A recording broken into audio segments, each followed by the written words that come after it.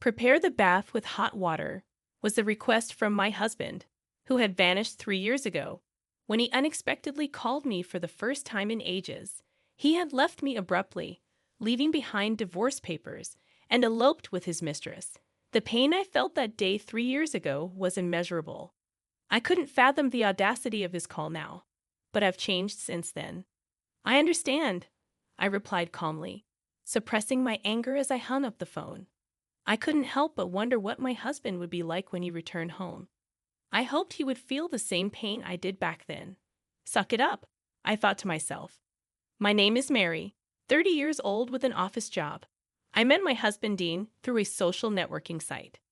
It all began when I discovered Dean was organizing a meetup for fans of my favorite band. Being unfamiliar with anyone who shared my passion for this less-known band, I reached out to him.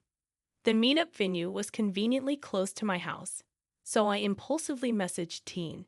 He responded politely, providing directions. Dean, as the moderator, ensured the event was lively, making me feel at ease amidst strangers. Though nervous, Dean's presence made the meetup enjoyable. We clicked instantly, realizing we shared similar tastes not only in music, but also in other aspects. Our conversation flowed effortlessly, and I found myself drawn to him. After parting ways with others, Dean and I continued talking as we traveled on the same train. We discovered numerous commonalities, and I felt a burgeoning affection for him. Agreeing to meet again, I left the train, eagerly anticipating our next encounter. Our messages grew frequent, and a month later, at a concert, Dean confessed his feelings. I blushed with surprise and joy, thinking my affection for him had been one-sided. Every day since then, being with Dean has brought me nothing but happiness. Dean is an incredibly considerate person, always careful not to say anything hurtful. Countless times, he surprised me with gestures that brought tears to my eyes because his priority was my happiness. I felt like I could do anything for Dean in return. After a year of dating, we decided to tie the knot. His proposal took me completely by surprise. During a dinner at a restaurant, he suddenly presented me with a lavish bouquet of flowers, and as I accepted, our mutual friends emerged to share their congratulations. It was a moment of pure joy, and I couldn't help but cry tears of happiness. Even after marriage, Dean and I maintain a romance, seemingly unaffected by the change in status. Despite his demanding job, Dean actively participated in household chores and made grand gestures for our wedding anniversaries and birthdays. I was grateful every day to be married to such an amazing man. However, after 2 years of wedded bliss, Dean began to exhibit strange behavior. While he had always been busy with work, his workload seemed to escalate. He started working overtime, even on holidays, and traveled more frequently than before. There were days when I hardly saw him, and nights when he returned home long after I had fallen asleep waiting for him. One night, out of concern for his health, I suggested he take some time off from work. His response was unexpectedly cold, the first time he had ever spoken to me in such a manner. It was then that I realized something had changed in him. Dean's transformation became more evident over time. One morning, he scolded me for not having breakfast ready at an ungodly hour, displaying an unreasonable level of anger. It was bewildering and hurtful, especially considering I had never imagined he would even think to be upset about such a thing. I, too, have a job, and naturally, the housework isn't always perfect. I was so stunned by Dean's reaction that I zoned out for a while. Perhaps I shouldn't be so engrossed in my work. I realized I needed to put more effort in the household chores and wait for Dean to settle down at work, hoping he would return to his former gentle self. I firmly believed that one day he would, so I did everything in my power to make our home a peaceful sanctuary for his return. But despite my efforts, Dean continued to give me the cold shoulder. Even though my heart felt like it was breaking, I persevered, trying my best to maintain the household. One day, while checking Dean's pockets for items to take to the cleaners, I discovered a pair of women's earrings, obviously not mine. The moment I laid eyes on them, I became convinced that all of Dean's previous actions had been a facade. He wasn't busy with work. He was meeting his affair partner. That explained why he was never home. Feeling foolish and utterly miserable for caring so deeply about Dean, I stayed up that night, waiting for his return. When he finally arrived in the morning, I confronted him about the earrings. "Whose earrings are these?" "They were in your suit pocket." I tried to keep a calm tone, hoping for a rational discussion, but Dean's response was nonchalant. "Oh, they belong to my girlfriend." "Thanks, I'll return them tomorrow." His indifference stunned me. There was no hint of remorse or panic, as if having an affair was normal. Unable to contain my emotions, I accused him sharply. "You're not even going to apologize, or acknowledge that you're doing something wrong. We're married, aren't we?" Dean's retort was swift and cunning. "Shut up. You're the cause of this mess." As he stormed towards the bathroom, I realized I hadn't heated the water in the tub, a detail no wife would prioritize during such a confrontation. But Dean's accusation echoed in my mind. "Why haven't you heated up the water? Can't you even do that?" I was at a loss. He showed no intention of discussing or ending the affair. There were so many words I wanted to say, but they seemed futile. Unable to muster a response, all I could do was cry. In silence, I retreated to the bedroom, tears streaming down my face. Morning came, and Dean was nowhere to be found. Had he left in anger? Stunned, I returned to the living room, where I discovered something shocking on the table. There it was, a divorce document signed by Dean, accompanied by a short letter that simply read, "Goodbye. Sign these and send them out." I frantically tried to reach Dean, but he refused to answer my calls, leaving me unable to contact him. Could a couple really end things so abruptly? Was it fair for me to place blame on him that day? I took time off work and reached out to my in-laws, but even they couldn't get through to Dean. None of our mutual friends had any luck reaching him either. To my surprise, I discovered that he had resigned from his job 2 weeks prior. In hindsight, it seemed too coincidental for divorce papers to be prepared in the dead of night. This had been planned. Life after that became a blur. I no longer found solace in the songs of my favorite band, and work became an impossibility as I took a leave of absence. Emotional wounds festered, imprisoning me within the confines of my own home for months. Concerned for my well-being, my mother came to stay with me for a while.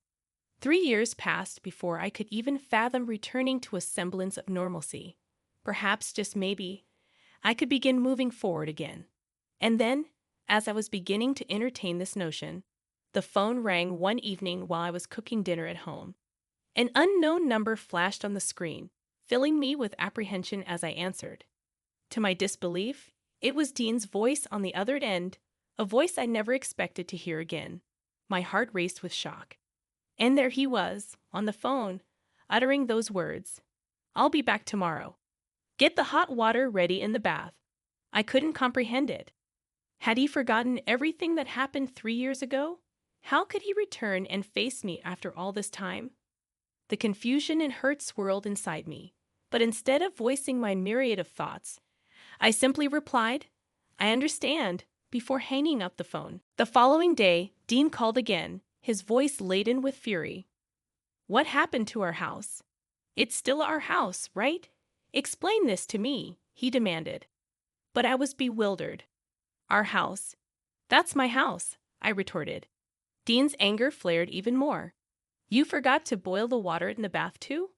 he accused, unleashing his frustration on me. "You're not my husband anymore, Dean," I asserted firmly, feeling the weight of those words.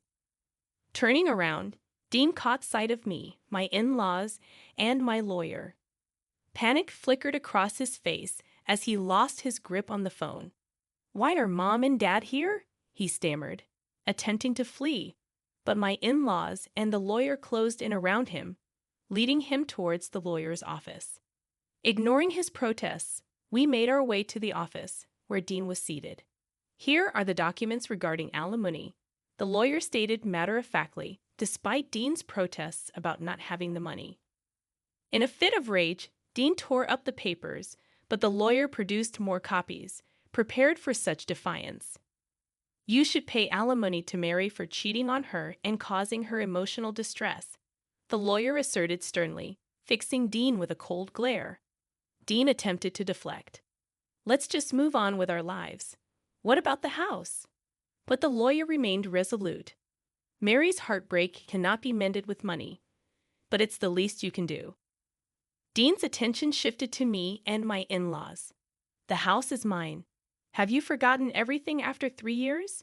I don't want the house we shared anymore, he declared bitterly. So, I made the decision to tear it down and turn it into a parking lot, Dean declared, referring to the house where we once lived together. Originally, the property belonged to my parents, who had passed it down to Dean and me, though it was in my name. You got it from your parents, so it should be in your name, Dean stated, conveniently forgetting that detail. But I wasn't about to let him off the hook. I don't remember you having any ownership claim, I shot back, refusing to be swayed by his demands. Dean persisted. If you're going to turn it into a parking lot, you better split some of that revenue with me, right? I couldn't help but scoff at his audacity. How long are you going to keep up this charade? What you did is unforgivable, I retorted, my patience wearing thin. You're 30 years old and still don't realize it. You're a good-for-nothing, I added, feeling a surge of anger and frustration. My father-in-law intervened, delivering a verdict on Dean's behalf. You're right. The only thing left for you to do is pay alimony and disappear from our lives, he declared, his tone unwavering. As I watched Dean's crestfallen expression, I couldn't help but feel a pang of satisfaction. There's no way we're starting over, I asserted firmly. You served me those divorce papers, remember? Besides, I'm already remarried, I declared, introducing my lawyer and now husband Jude. Dean was visibly shaken by the revelation, his demeanor shifting from defiance to despair. Don't say that, Mary. I'm sorry, let's start over, he pleaded, his voice tinged with desperation. But I stood my ground.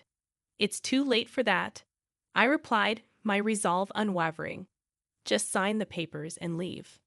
With a defeated sigh, Dean begrudgingly complied, signing the documents as instructed. Can we please just split it up? He pleaded, his voice strained with desperation. But my father-in-law remained resolute. No one is doing you any favors. Make sure you pay her on time, he admonished sternly. With that, Dean hastily gathered his belongings and fled from the office, leaving behind a palpable sense of relief in his wake. My in-laws apologized profusely for his behavior, and Jude assured me that he would ensure Dean paid his alimony promptly. True to his word, Jude navigated the legal process with finesse, ensuring Dean paid a lump sum as alimony. According to Jude, Dean had no savings and was scraping by with a day job. It turned out that he had been living lavishly off a wealthy woman, but she eventually grew tired of him and kicked him out. With the alimony settled, I cut off all communication with Dean, focusing instead on enjoying my honeymoon with Jude. He never complained about my imperfect housework, always offering his support and understanding. Together, we found joy in the simple pleasures of life, and for the first time in a long while, I felt truly content. As we embark on this new chapter together, I find solace in the fact that I am no longer bound by the chains of the past. With Jude by my side, I can finally embrace the future with optimism and hope. And for that,